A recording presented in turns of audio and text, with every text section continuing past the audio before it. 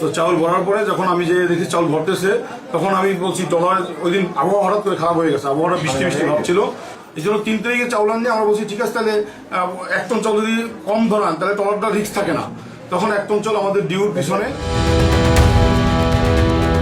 বাকেরগঞ্জে নিয়ামতি union পরিষদের ইসলামী আন্দোলন বাংলাদেশ মনোনীত সফল চেয়ারম্যান জনাব হুমায়ুন কবিরের ওপরে হামলা জাতিকে শঙ্কিত করেছে।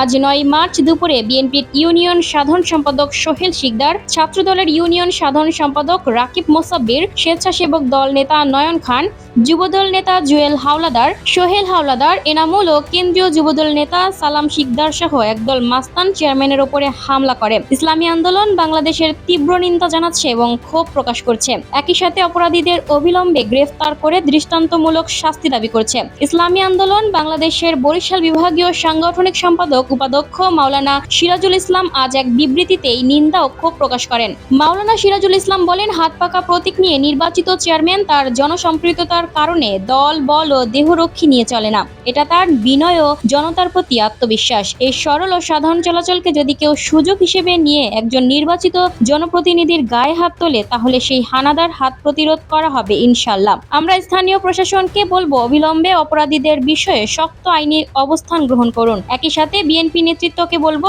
সন্ত্রাসীদের লাগাম টেনে ধরুন, অন্যথায় পতিত ফ্যাসিবাদের পরিণতি ভোগ করতে হতে পারে। Lucky Akter, people voice television, Dhaka.